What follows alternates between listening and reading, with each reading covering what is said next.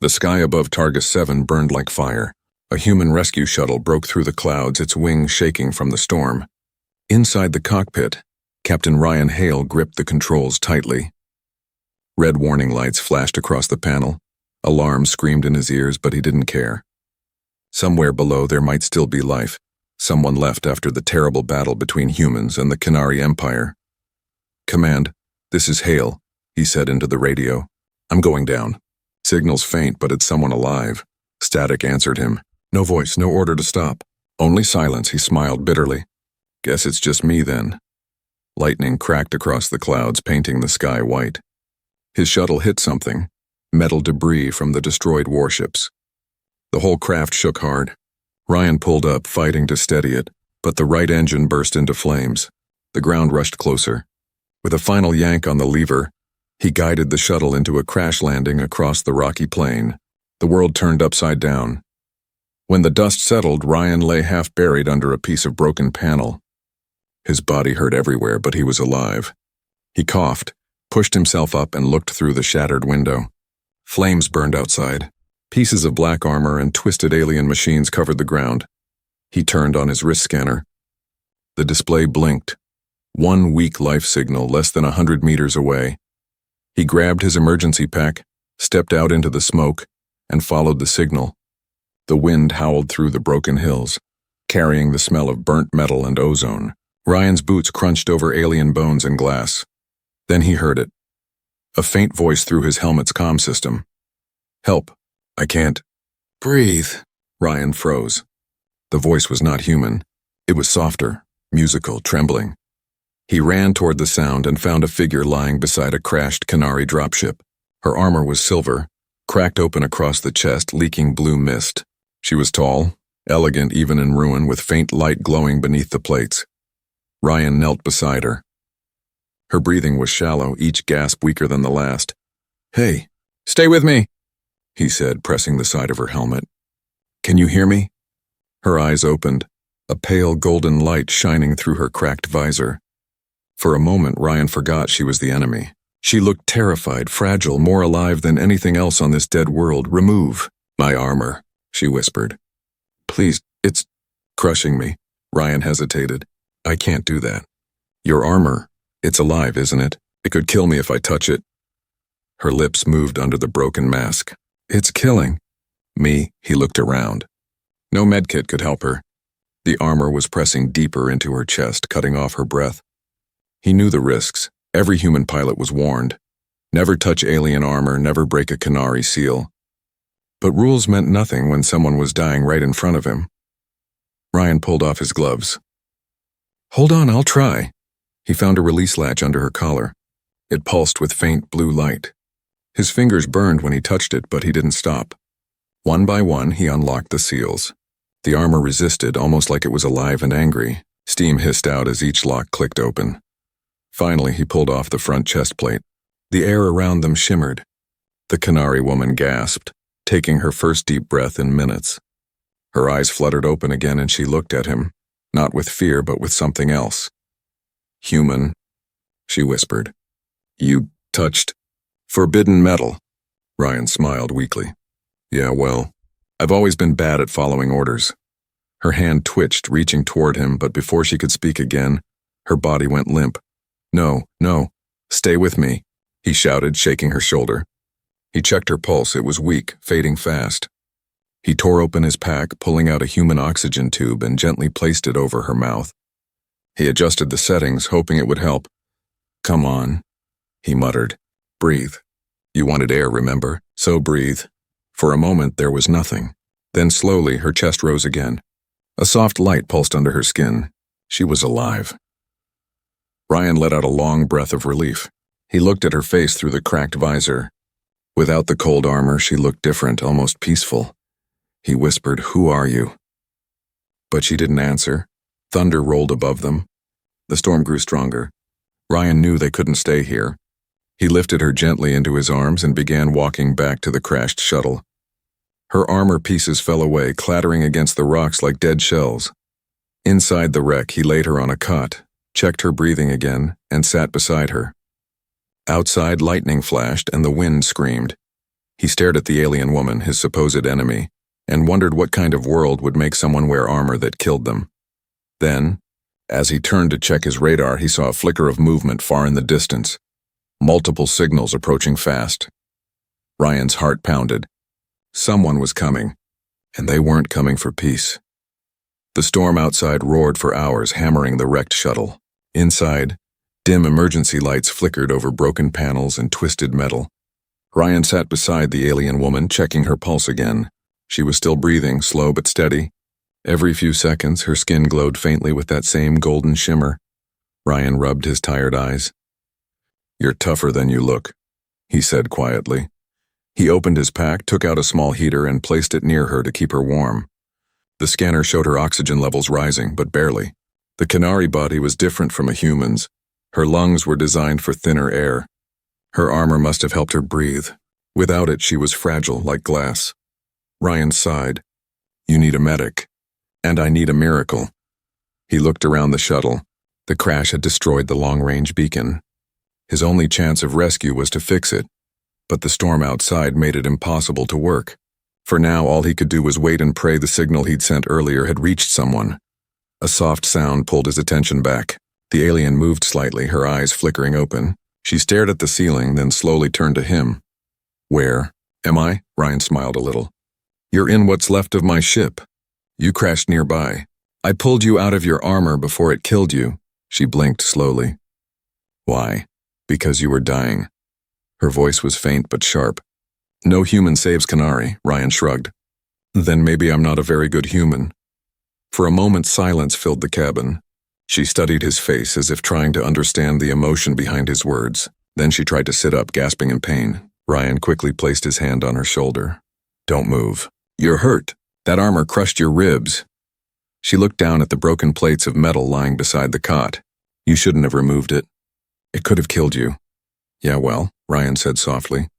"So could a lot of things. But here we are." A faint smile crossed her lips, then vanished. "My name is Lyra." Ryan nodded. "Ryan Hale." Her eyes glowed again for a second. "Your people attacked first." He raised an eyebrow. "You sure about that?" "My people said yours fired the first shot." She closed her eyes. "Maybe both are right. Or maybe neither." Outside, the storm finally began to fade. Ryan used the quiet moment to check the radar. The signals he'd seen earlier were gone, perhaps lost in the storm. But he knew they would return. Neither the human fleet nor the Canary Empire left survivors behind, not enemies. He returned to her side. Lyra's breathing was steadier now. He handed her a small flask of water. She looked at it curiously. "It's safe," he said. "Go on." She took a sip. The water touched her lips, and for a second her eyes softened. "Warm," she whispered. "Our water is always cold." Ryan frowned. "Cold water, armor that kills you. Sounds like a miserable life." She said nothing. Her gaze drifted toward the broken wall, where the rain still fell in thin streams. "You think life is easy in war, human? You wear cloth and metal. We wear our prison. It was made for obedience." Her words hit him harder than he expected. He thought of the endless war reports, the orders, the names of fallen soldiers. None of it had ever felt real until now. Until he saw her sitting there, broken and afraid, just like anyone else. "You don't deserve that," Ryan said quietly. Lyra looked at him again. "And yet, I do. I followed them. I believed them." Ryan shook his head. "Then maybe this is your chance to stop believing." For a moment, their eyes met. No hatred, no fear. Just something new, something fragile. The shuttle suddenly trembled. The lights flickered again. Ryan checked the sensors. A sharp beep echoed through the room. The system had detected movement. Large, metallic, approaching fast. Lyra's expression changed. "They found me," she whispered. Ryan looked out the broken window. In the distance, blue lights glowed through the fog, scouting drones scanning the ground. He grabbed his blaster. "Stay here. I'll deal with it." Lyra caught his wrist, weak but firm. "You can't fight them. They will destroy you. Then let them try." He stepped outside into the cold rain. The drones hovered in the distance like silent predators. Ryan aimed his blaster and fired a warning shot. The beam cut through the fog, hitting one drone square in its lens. The others turned instantly, scanning his location. Inside, Lyra crawled to the window, watching. She wanted to help, but her body refused to move. She could see the human fighting under the storm, shouting, running, refusing to die. A strange feeling rose inside her, something she hadn't felt in years. Hope. When Ryan finally came back inside, drenched and panting, she looked at him differently. "You risked your life again," she said softly. Ryan smiled tiredly. "Guess that's becoming a habit." Lyra's eyes glowed faintly like fire beneath glass. "You are strange, human." Ryan sat down beside her. "You have no idea." Outside, thunder rolled again, but this time it sounded different. Less like danger, more like a heartbeat echoing through the sky. Two enemies trapped together, both breathing the same air for the first time. And somewhere deep inside, both began to wonder if this war had ever been worth it. The night on Targus 7 was long and cold. Wind howled through the cracks of the crashed shuttle, carrying the lonely sound of distant thunder. Inside, dim lights cast soft shadows on the walls. Ryan sat by the small fire he had built from scrap metal and fuel cells. Across from him, Lyra slept quietly, her breathing soft and uneven. He watched her for a while. The once fierce Canary soldier now looked peaceful, almost human. The glow beneath her skin had faded, but her body still shimmered faintly with golden traces of light. It reminded him of sunlight trapped under ice. Ryan's mind was restless. He couldn't sleep. The image of her broken armor haunted him. Why would a race as advanced as the Canary create armor that suffocated its wearer? What kind of empire forced someone to live like that? He sighed and rubbed his face. "You really are full of secrets, aren't you?" Lyra stirred, slowly opening her eyes. "Humans talk even when no one listens," she said softly. Ryan smiled faintly. "And Canary don't talk at all?" She sat up carefully, wincing as her ribs ached. "We are taught silence, obedience.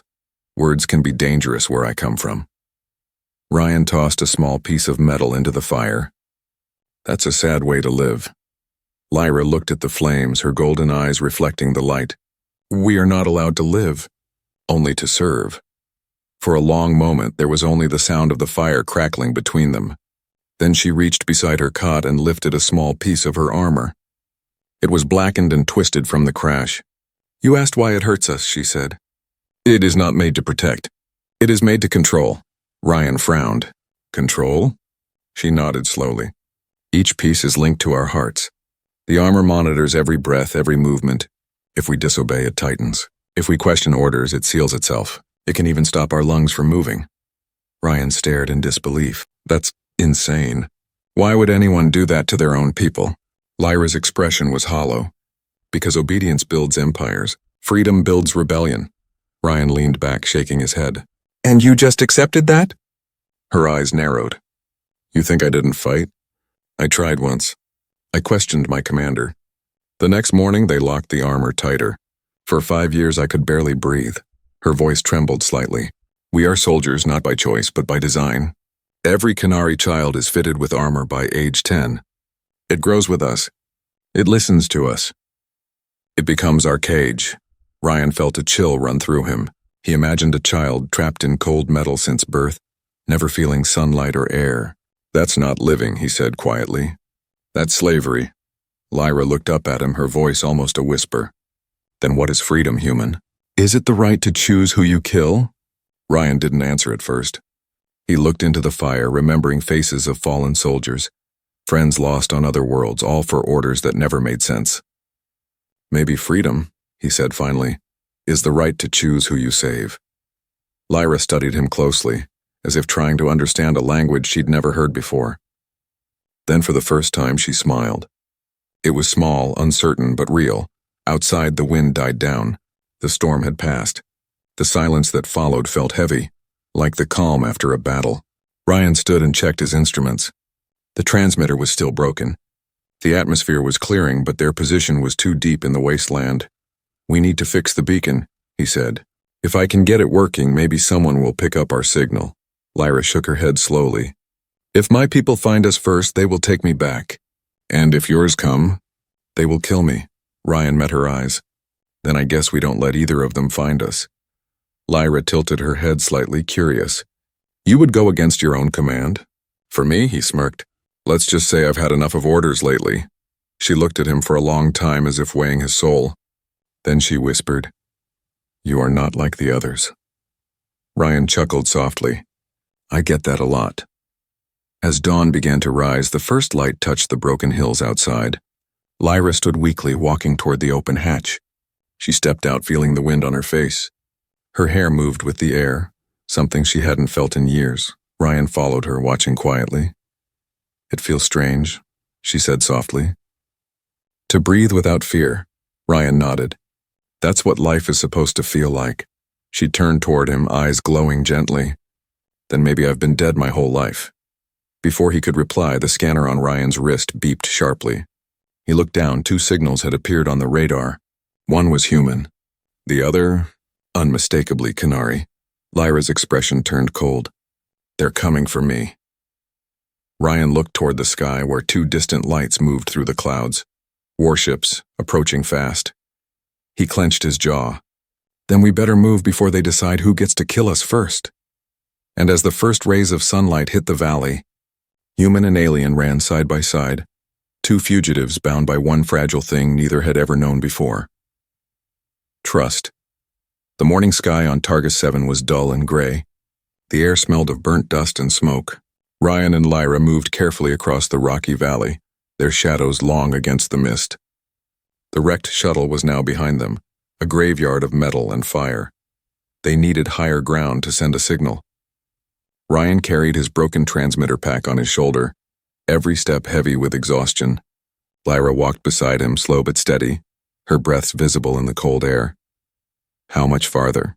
She asked softly. Ryan scanned the horizon. There's a ridge ahead. If we reach the top, we might get a clear signal out. Lyra nodded, though her eyes seemed far away. She had said little since they saw the 2 ships approaching. One human, one Canary. Neither side could be trusted. Both would destroy them if found together. As they climbed, Ryan noticed her stumbling slightly. You okay? He asked. I'm fine, she said quickly, but he could see the pain on her face. Her chest still glowed faintly where the armor had once locked tight. He stopped and faced her. You're not fine. Sit down. I said I'm fine, she repeated, voice sharper now. Ryan crossed his arms. You nearly died yesterday. You're not climbing that ridge without rest. For a moment she glared at him, then sighed and sat on a rock. Her pride couldn't hide the exhaustion anymore. You command me like one of your soldiers, she muttered. Ryan smiled faintly. Old habit, sorry. She looked up at him. No one ever apologizes to me. Guess there's a first for everything. Lyra studied him quietly, her golden eyes softening. You're strange, human, he laughed. Yeah, you keep saying that. After a short rest, they continued upward. The climb grew harder, the air thinner. When they finally reached the top, Ryan dropped to his knees and began setting up the transmitter. Wires, metal shards, and burnt circuits, it was all he had left. Lyra knelt beside him. Can it work? If we're lucky, he said, twisting a bolt with his knife. But luck hasn't exactly been our friend lately. He connected the final wire, powered the core, and the small screen lit up faintly. A weak signal blinked on the display. Ryan adjusted the antenna toward the sky and sent out a coded distress call. Come on, he whispered. Just give me something. The radio hissed. Then a voice broke through, full of static. This is Commander Briggs of the human fleet. Identify yourself. Ryan's heart skipped. This is Captain Ryan Hale, ID 243 Beta. Crash landed on Targus 7. One survivor with me. There was silence. Then Briggs spoke again, his tone colder. We received reports of Canary activity in that area. Confirm, are you alone? Ryan glanced at Lyra. She met his eyes, her face calm but tense. I'm not alone, Ryan said carefully. I have a survivor. She's not hostile. Another pause. Then, you will hold position. Extraction team en route. Do not engage the alien. If it resists, terminate immediately. The radio clicked off. Ryan sat still, his stomach turning. Lyra watched him. They will kill me, won't they? He didn't answer. His silence said enough. Lyra stood slowly. Then send another signal. To my people. Ryan looked up sharply. Are you crazy? They'll do the same thing. Maybe, she said softly. But at least I'll die by my own kind. Ryan slammed the radio shut. No one's dying. Not today, she frowned. You can't save both of us, Ryan, you know that. He turned toward her, eyes burning with quiet anger. Then I'll save what I can. Even if it's just one life that still deserves a breath. He began typing furiously on the transmitter, changing the coordinates of the signal. The message would now lead both fleets away, sending them miles in the wrong direction. Lyra stepped closer. "What are you doing?" He smiled slightly. "Buying us time. Time for what?" "To figure out what the hell we do next." The transmitter beeped, confirming the false signal. Far above, in the gray sky, faint lights from orbiting ships shifted direction. Both sides had received his message. Both would go chasing ghosts in the desert. Lyra looked at him in disbelief. "You betrayed your own fleet." "For me," Ryan shrugged. "Let's call it evening the score. You saved my life too when you stopped your armor from killing me." Her expression softened. "I didn't stop it, you did. You broke what couldn't be broken." He chuckled quietly. "Guess I'm good at breaking things." Suddenly, a tremor shook the ground. Ryan grabbed his weapon, scanning the valley below. "They're scanning the area again," he muttered. Lyra's golden eyes glowed faintly. "They won't stop until they find us. Then we make sure they don't." She tilted her head. "And how will you do that?" Ryan looked down the ridge toward the old ruins scattered across the plain, structures from a forgotten age. "We hide there. Maybe find something useful. Maybe something dangerous." Lyra nodded. "Danger doesn't scare me anymore." He smiled. "Good, because I think we're about to meet a lot of it." As they began their descent, the transmitter's light blinked once more behind them. The false signal echoed into the stars, confusing two empires and rewriting their hunt. For now, human and alien had vanished from both maps, just two ghosts lost between worlds. And somewhere deep inside, both began to feel it. The strange, fragile warmth of trust, turning into something far more powerful. The valley below the ridge was covered in gray dust and broken ruins. The wind howled through the hollow stones like whispers of the dead. Ryan and Lyra moved quietly between fallen pillars and shattered walls, their steps light, their eyes alert. The ruins were old, older than either of their civilizations. Strange symbols glowed faintly on the cracked surfaces, still pulsing with weak energy. Ryan ran his hand across one of them. "Who built this place?" he asked. Lyra studied the walls, her golden eyes reflecting the faint light. "No one knows. Even the Canary Empire found this world empty. They said the builders vanished long before we existed." Ryan glanced at her. "Then maybe we're not the first to hide here." They found shelter in a half-collapsed chamber that still held a faint power field. It buzzed softly as they stepped inside. Ryan checked his scanner. No signals nearby for now. They had time. Lyra sank to the ground, exhaustion showing on her face. Ryan set down his pack and handed her a small ration bar. "It's not much, but it'll keep you alive." She looked at it with mild curiosity. "You humans eat metal and chemicals?" He laughed. "Only when the kitchen explodes." She hesitated, then took a small bite. The taste made her cough slightly, and Ryan couldn't help but smile. "Yes, it's terrible, but welcome to the human diet." For a brief moment they both laughed, a strange sound amid the silence of the dead city. It didn't last long. The ground rumbled suddenly. Dust fell from the ceiling. Ryan stood instantly, weapon drawn. "What was that?" Lyra closed her eyes for a moment, her body glowing faintly. "They're close. Drones. Many of them." Ryan cursed under his breath. They must have realized the signal was fake. Lyra stood weakly, gripping a broken wall for balance. "You should go. If they find you with me, your own people will kill you." He turned sharply. "Not happening. We're both getting out." Her voice was low, almost sad. "You can't save everyone, Ryan." He looked at her with fire in his eyes. "Maybe not, but I can save you." Outside, the sky darkened. Dozens of small lights appeared over the horizon. Canary drones mixed with human recon units. Both sides were sweeping the valley, searching for their missing soldiers. Ryan checked his weapon and adjusted the energy pack. "We'll hold here. The ruins give us cover." Lyra nodded, then knelt beside one of the glowing walls. She placed her hand on the symbol, and it lit up brighter. "This place, it responds to me," she whispered. The floor hummed beneath them. Ryan took a step back. "Lyra, what are you doing?" "I think this power, it's old technology. It reacts to Canary energy. Maybe I can hide us, or fight them." The hum grew louder. Faint light spread through the walls like veins awakening. But the strain was too much for her weakened body. She trembled, gasping for air. Ryan rushed forward, grabbing her shoulders.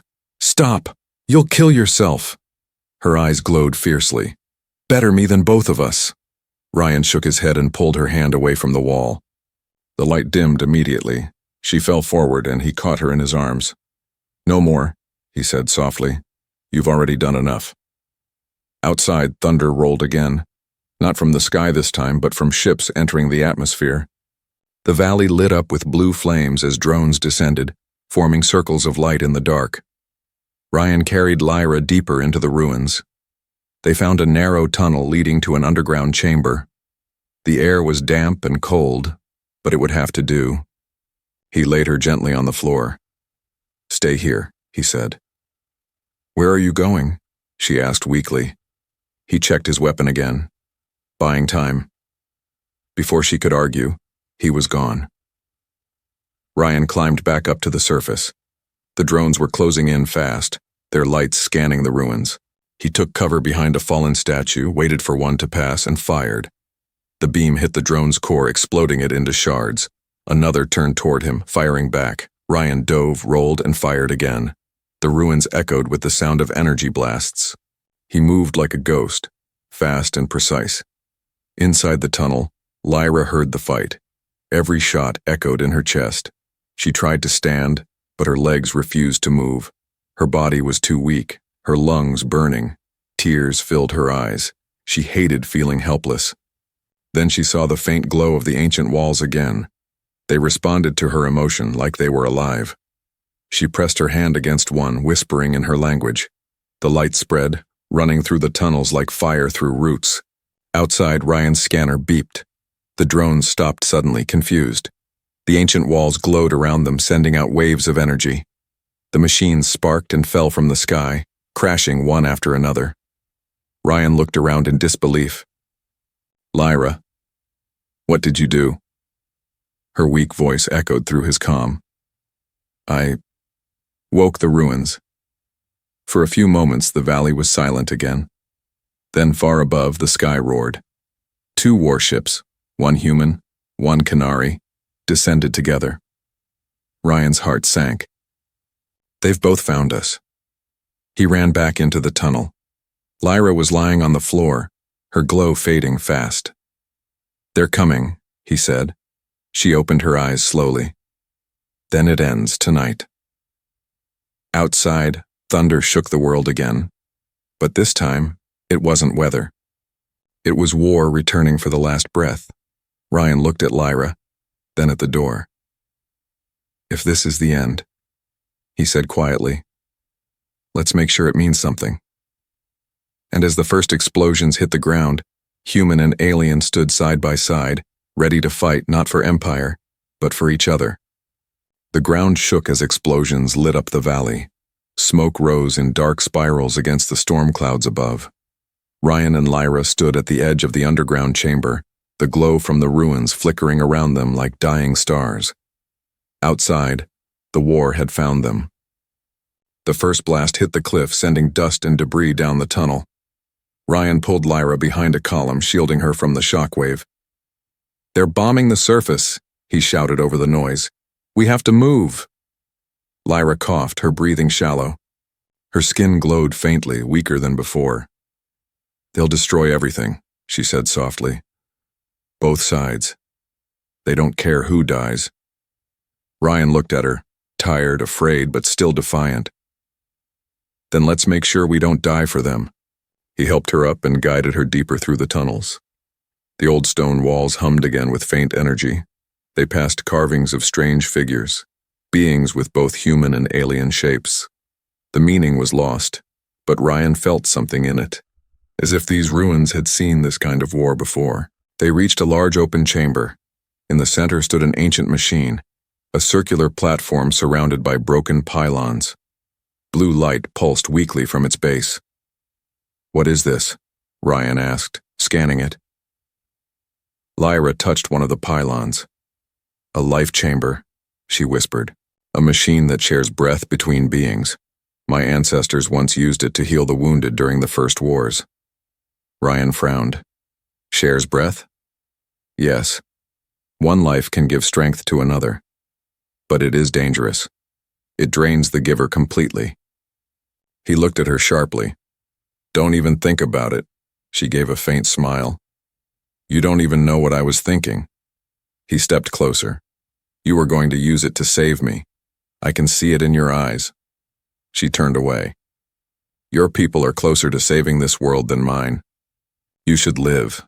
Ryan grabbed her shoulder gently. "No, we both live. Or neither." Their argument ended as another explosion rocked the chamber. Cracks formed in the ceiling. Rocks fell, and the machine's light flickered. Above them, the Canary and human forces had landed. Troops were deploying, searching the ruins. Ryan clenched his jaw. "We can't outrun them now."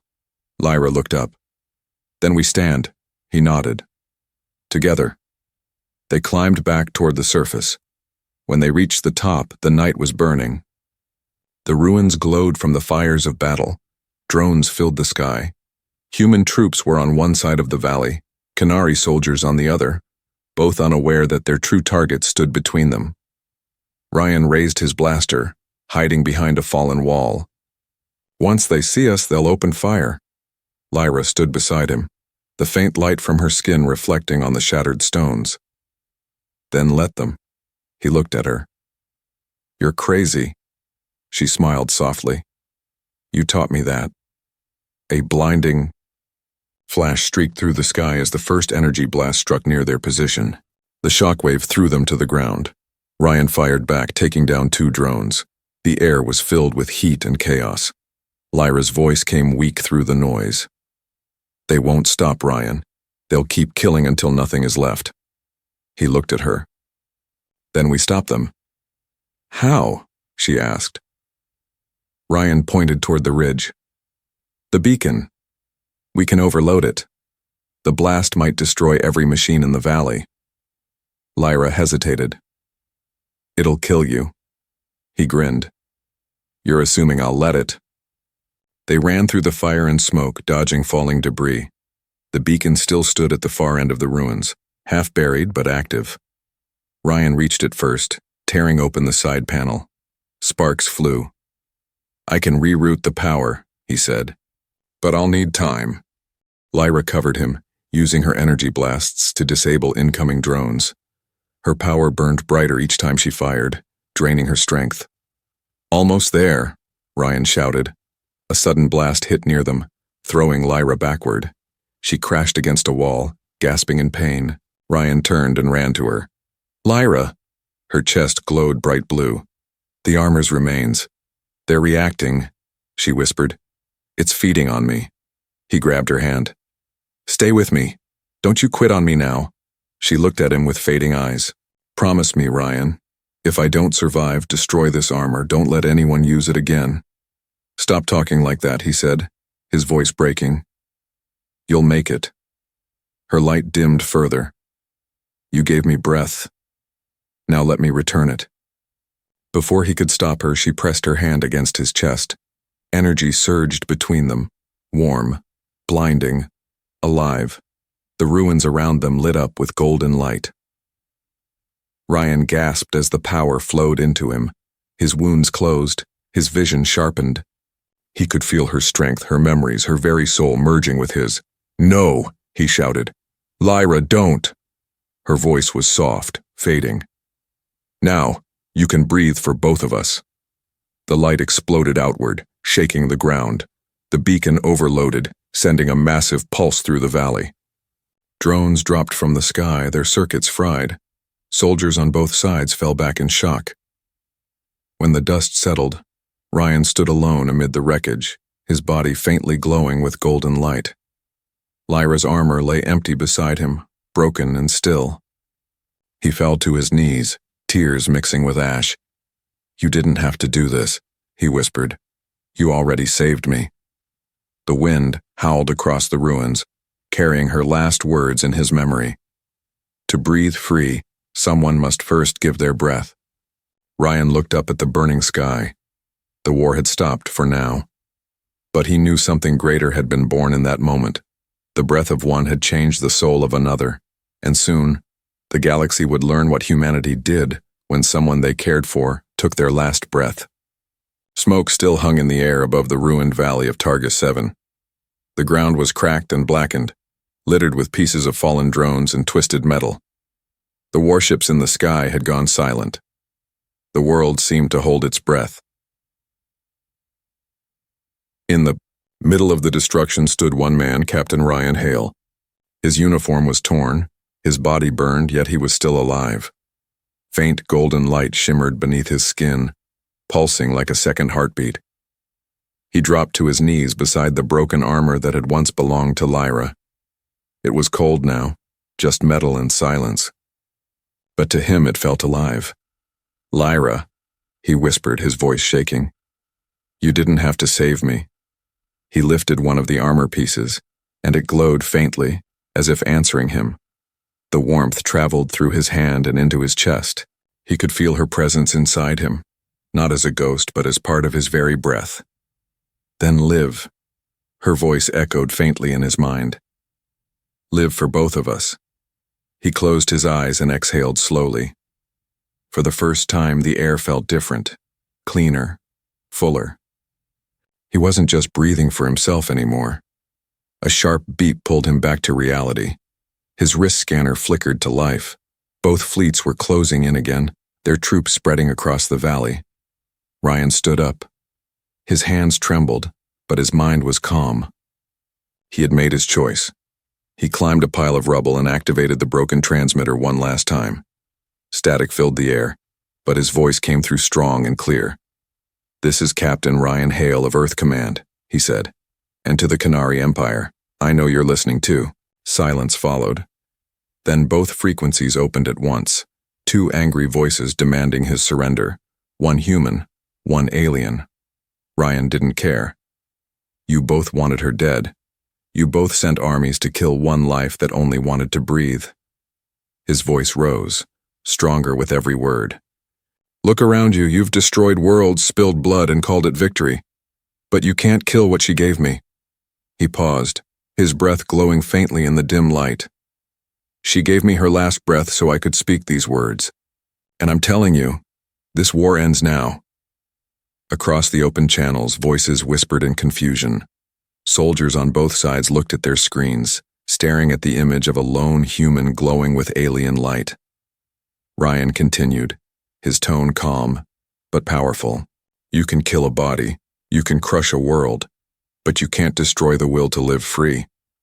For a long moment, no one fired. The battlefield went quiet. The soldiers on both sides hesitated, seeing something they didn't understand. A human, standing in the ashes, shining with the energy of his enemy, refusing to die. Then one by one, they lowered their weapons.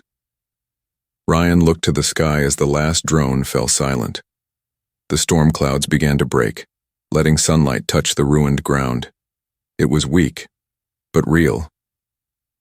He walked slowly to the ridge where Lyra had first shown him the old symbols of the ruins. The walls still glowed faintly with golden veins of light.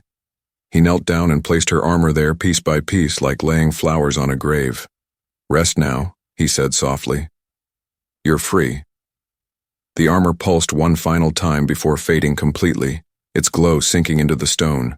The ruins lit up brighter than before, lines of golden energy spreading across the valley like a heartbeat returning to life. Far above, both fleets watched from orbit. Sensors picked up the pulse of unknown energy spreading across the surface. It wasn't a weapon. It was something else. A signal. A message written in light. Two words appeared across the scanners of both ships, ancient and clear. "Breathe free." Years passed. The war ended. Treaties were signed. For the first time, humans and Canary began to build together. A new order was born from the ashes of that forgotten world. And somewhere in the records of both civilizations, one story was told again and again, of a human captain who stood between two armies, and an alien who gave her life so that one breath could unite a galaxy. They called it the Legend of Breath. In the great halls of both empires a statue stood, half human, half Canary, their hands joined, light flowing between them. Beneath it, a simple line was carved: "To breathe free is to live without fear." Ryan Hale never returned to Earth. Some said he vanished into the stars. Others believed he still walked among the ruins of Targus 7, watching over the world that changed everything. But those who listened closely swore they could hear it, the soft echo of two voices carried by the wind. One human, one Canary, breathing as one. And so, the war that began with hatred ended with a single breath. A breath that outlasted empires. A breath that reminded the galaxy that humanity, when it chooses compassion over conquest, can change the universe itself.